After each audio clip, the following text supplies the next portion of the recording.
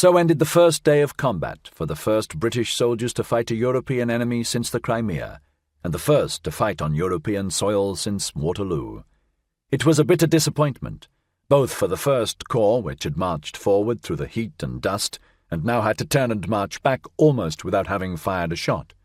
Even more for the Second Corps, which felt proud of its showing against a famed and formidable enemy, knew nothing of his superior numbers or of the Fifth Army's withdrawal, and could not understand the order to retreat.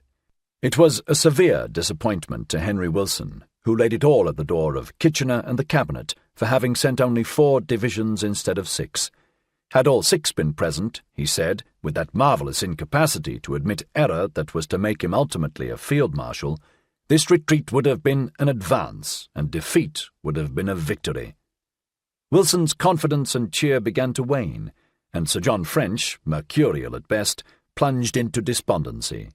Though in France barely more than a week, the tensions, anxieties, and responsibility, combined with the iniquities of Lanrezac, and culminating in frustration on the opening day of battle, soured him on his command. He ended his report to Kitchener next day with the ominous suggestion, indicating that he already had begun to think in terms of departure, "I think immediate attention should be directed to the defence of Havre." Havre, at the mouth of the Seine, was nearly 100 miles south of the original British landing base at Boulogne.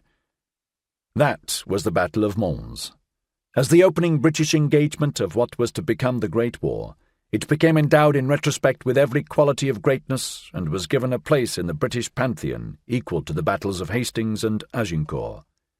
Legends like that of the Angels of Mons settled upon it. All its men were valorous and all its dead heroes. The deeds of every named regiment were chronicled down to the last hour and bullet of the fight, until Mons came to shine mistily through a haze of such gallantry and glory as to make it seem a victory. Unquestionably, at Mons the British fought bravely and well, better than some French units, but no better than many others, no better than the Belgians at Heilen, or the Turcos at Charleroi, or General Mongan's brigade at Onaï, or the enemy on various occasions.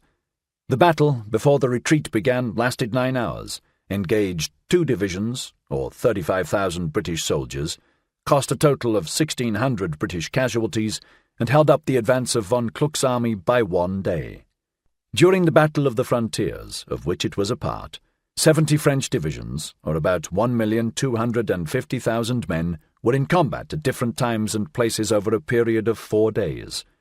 French casualties during those 4 days amounted to more than 140,000, or twice the number of the whole British expeditionary force in France at the time.